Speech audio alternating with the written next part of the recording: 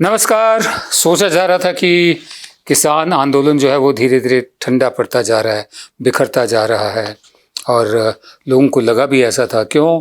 क्योंकि सिंघू बॉर्डर और टिकरी बॉर्डर, ये जो दो प्रतीक बन चुके थे किसान आंदोलन के, वहाँ पर भीड़ छटना शुरू हो गई थी। यह हकीकत है, छटना शुरू हो गई थी। अब ये भी हकीकत है कि वापस आना शुरू हो रही है।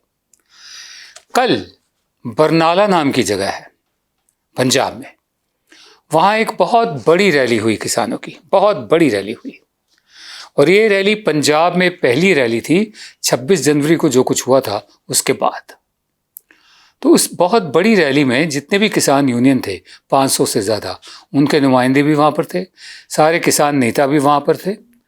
और उसमें जो बातें कही गई उनसे ये स्पष्ट होता गया कि जिस तरह से पूरे देश में दिल्ली के जो बॉर्डर्स हैं, सीमाएं हैं, वहाँ तो किसान बैठे ही हैं, उनकी तादाद बढ़ती भी जा रही है।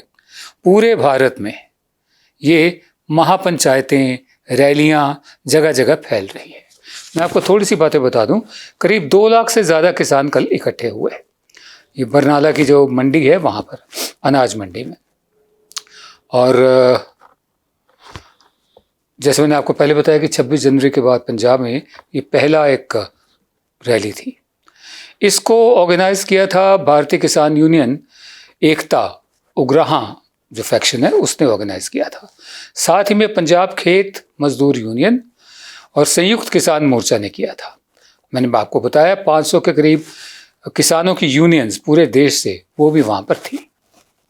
यहाँ पर हुआ क्या, ख़ास बात ये हुई कि जितने नेता थे, इन्होंने दिल्ली पुलिस को एक डायरेक्ट सीधी साधी चुनौती दे डाली। चुनौती ये दे दी कि मतलब पंजाब ना आए वो। जिन लोगों को नोटिस भेजे गए हैं किसान आंदोलन की मदद करने के लिए, चाहे वो लंगर का सामान हो, चाहे कुछ और हो, उनको नोटिस भेजे गए हैं कि इन्वेस्टिगेशन में शामिल हुई है। इन्वेस्टिगेशन में शामिल होना मतलब एक यूफेमिज्म है, उनको तलब किया गया है। तो इन लोगों ने सीधी साधी चुनौती दी है दिल्ली पुलिस को कि पंजाब में आने की कृपा ना करें और कोशिश भी ना करें। और जिन लोगों को ये नोटिस आए हैं उनसे कहा गया है कि इन नोटिस की परवाह ना करें। इनका कहना है, मैं कोट कर रहा हूँ, जोगिंदर सिंह उग्राहा का कहना है, You need not bother about the notices where Delhi police is asking you to appear before them and join the inquiry of January 26 episode. आपको कोई चिंता करने की ज़रूरत नहीं कि पुलिस का जो नोटिस आया है कि 26 जनवरी को जो कुछ हुआ आप उसके लिए हाजिर हों, उसकी तफ्तीश के लिए हाजिर हों। नोटिस को जला दो, उनको फाड़ दो। हम दिल्ली पुलिस को चुनौती देते हैं कि पंजाब में कदम ना रखे इन नोटिस को लेकर। और हम पंजाब पुलिस से भी कह रहे हैं कि उनको भी बीच में खामखा में आने की ज़रूरत नहीं है। अब ये सीधा साधा भड़काने वाली बात है, लेकिन ये है, कल ऐसा हुआ है। इसका मतलब ये है कि किसान आंदोलन, जिनको लग रहा था कि अंदर ही अंदर टूट फूट चल रही है या लाने में कामयाब हो गए हैं कि हिंदू वर्सेस सिख, पंजाब हरियाणा, हाँ वेस्टर्न यूपी अलग से है, ऐसा कुछ नहीं होता दिख रहा।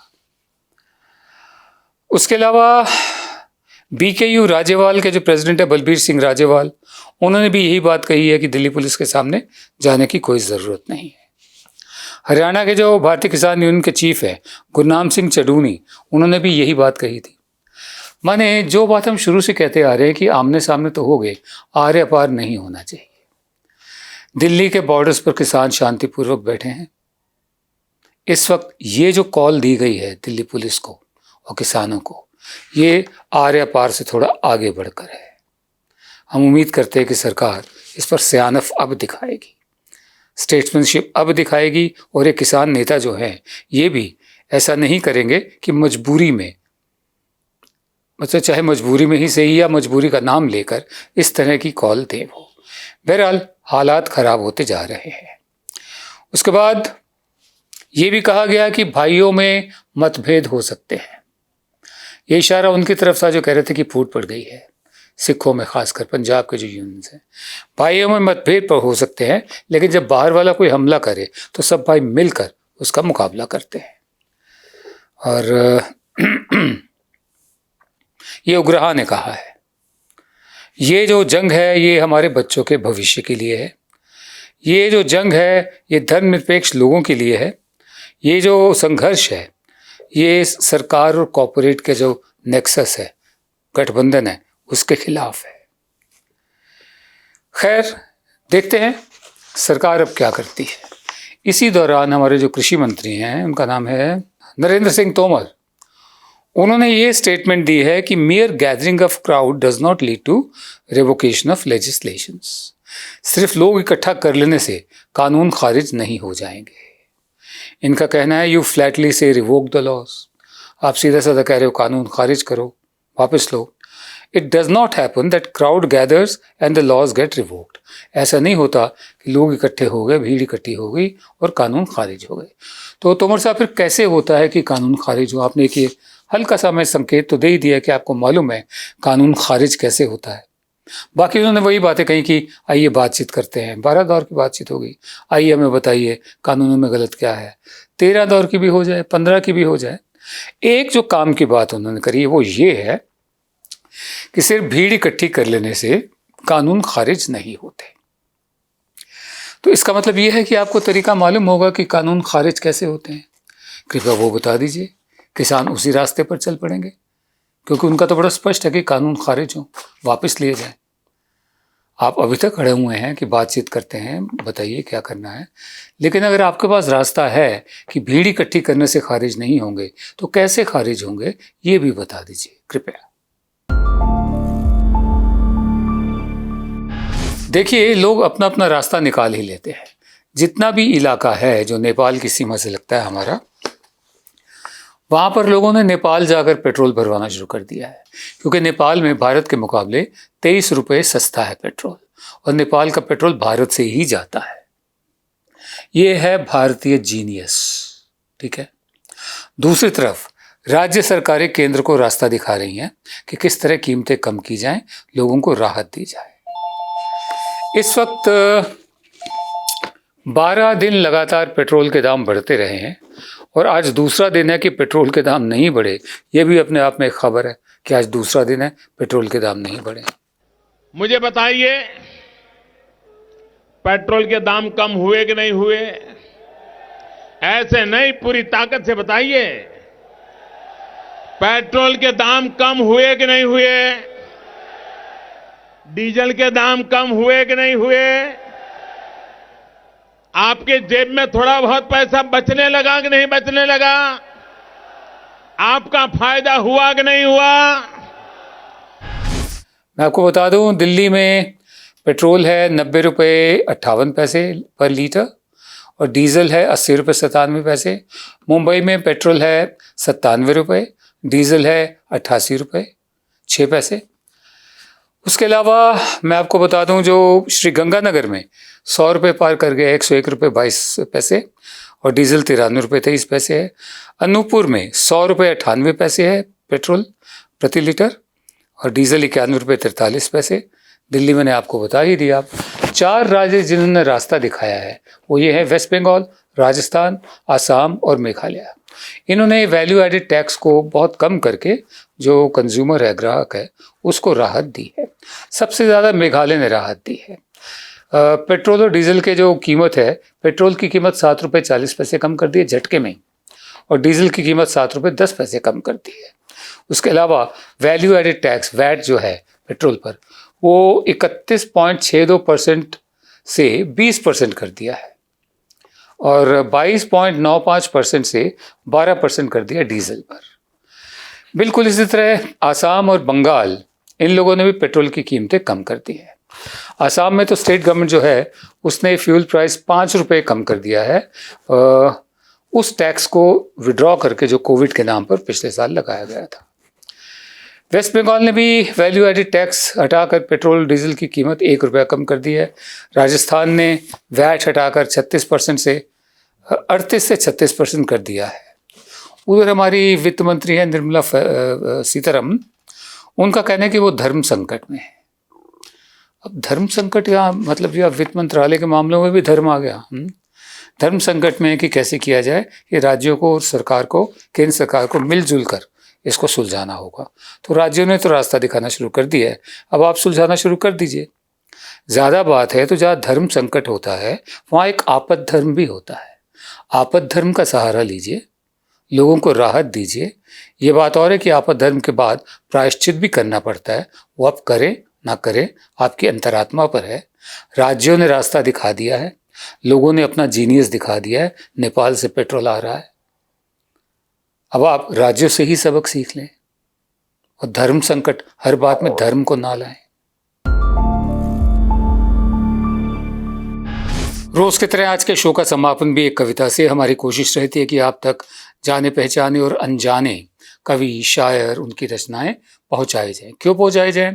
क्योंकि माहौल ऐसा है, हर जगह गाली गलौज चल रही है, गटर के स्तर की भाषा का इस्तेमाल हो रहा है। तो जो साहित्य है, अदब है, वो हमें तमीज़ सिखाता है, शब्दों की तमीज़ सिखाता है।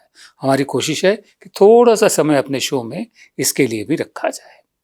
आज एक ऐसे शायर की मैं कविता आपको सुनाने जा रहा हूँ जिनके नाम से लोग वाकिफ नहीं हैं। उनका नाम है लालचंद फलक। लालचंद फलक हाफिजाबाद गुजरावाला में 13 जनवरी 1887 को पैदा हुए थे। सनातन धर्म हाई स्कूल में उन्होंने पढ़ाई करी, 1902 में मिडिल पास किया। उसके अलावा फिर हिंदुस्तान गज़ट के नाम से अखबार निकाला, 25 से ज़्यादा किताबें लिखी, महाभारत को उपन्यास के रूप में लिखा, ठीक है। और 1917 में विद्रोह के जुर्म में 20 साल के लिए काले पानी की सज़ा हुई, जो बाद में 14 साल की कैद में बदल दी गई, लेकिन 1920 में संवैधानिक सुधारों की वजह से रिहा कर दिए गए। 26 मार्च सन 67 को दिल्ली में उनका निधन हुआ। उन्होंने माफ़ी नहीं मांगी काले पानी से। उनकी पोएम मैं आपको सुना रहा हूँ, माफ़ कीजिए।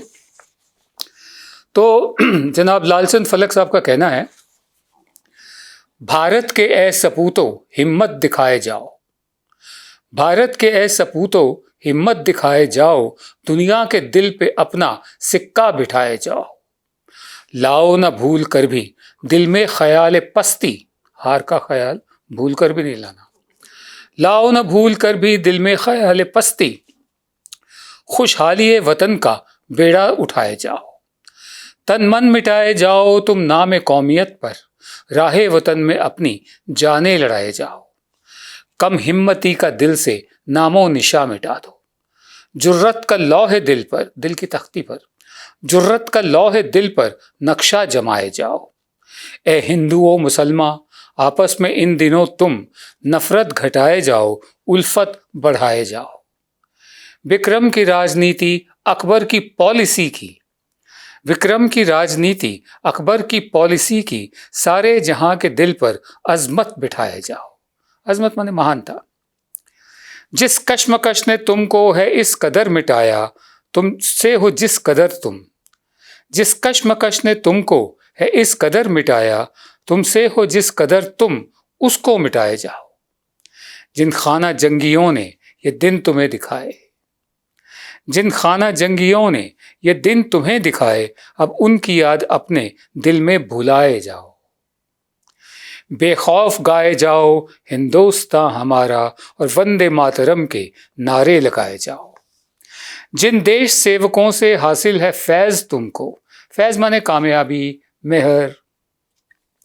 जिन देश सेवकों से हासिल है फैज तुमको, इन देश सेवकों की जय जय मनाए जाओ। जिस मुल्क का हो खाते दिन रात आबो दाना, जिस मुल्क का हो खाते दिन रात आबो दाना, उस मलक पर सरों की भेंटें चढ़ाए जाओ। मलक माने फरिश्ता। जिस मुल्क का हो खाते दिन रात आबो दाना, उस मलक पर सरों की भेंटें चढ़ाए जाओ। फांसी का जेल का डर दिल से फलक मिटाकर, फांसी का जेल का डर दिल से फलक मिटाकर, गैरों के मुंह पे सच्ची बातें सुनाते जाओ। भारत के ऐसे सपूतों हिम्मत दिखाए जाओ, दुनिया के दिल पे अपना सिक्का बिठाए जाओ। नमस्कार। जब हमने HW न्यूज नेटवर्क की नींव डाली थी, तब हमने ये ठाना था कि न्यूज और इंफॉर्मेशन ये लोगों तक फ्री पहुंचनी चाहिए, मुफ्त पहुंचनी चाहिए, और हम आज भी ये वचन पर कायम हैं। पर जैसे आपको मालूम है, न्यूज चैनल चलाने के लिए पैसों की जरूरत है, तो हमको सबको न्यूज फ्री पहुंचाने के लिए कुछ मेंबर्स और कुछ सपोर्टर्स की जरूरत है। जी हाँ, मेरी आप सबसे गुजारिश कि आप सब HW न्यूज हिंदी की मेंबरशिप को ग्रहण करें। ये सदस्यता स्वैच्छिक है, यानी कि आप अपनी मर्जी के मुताबिक इसे ग्रहण कर सकते हैं, क्योंकि अगर आप इसे ग्रहण नहीं भी करते तब भी आपको HW न्यूज हिंदी के तमाम कार्यक्रम मिलते रहेंगे। मगर अगर आप चाहते हैं कि आजाद न्यूज जो है वो मजबूत हो, अगर आप चाहते हैं कि वो न्यूज जो सत्ता से सवाल पूछती है वो मजबूत हो, तो जरूर बने HW न्यूज हिंदी के सदस्य। जो लोग हमारे 89 रुपए प्रति महीने वाले कार्यक्रम से जुड़ेंगे उनके लिए HW न्यूज का बैच विश मिलेगा। साथ ही साथ उन लोगों को हमारे एक्सक्लूसिव पोल्स में भी शामिल होने का मौका मिलेगा। इसके अलावा हमारा जो दूसरा मेंबरशिप कार्यक्रम है वो 199 रुपीस प्रति महीने का है, यानी कि 199 रुपए प्रति महीने। और इस प्रोग्राम में हमारे जो मेंबर्स हैं उन्हें 99 रुपए के प्रोग्राम वाले सभी चीजें तो मिलेंगी। इसके अलावा बिजनेस से जुड़ी हुई बातें भी हम करेंगे। हमारे एक्सपर्ट अखिलेश भार्गव से आप बिजनेस से जुड़े हुए अपने सवाल भी पूछ सकते हैं। हम उम्मीद करेंगे कि आप इस निष्पक्ष पत्रकारिता की राह में हमें पूरी तरह से योगदान देंगे।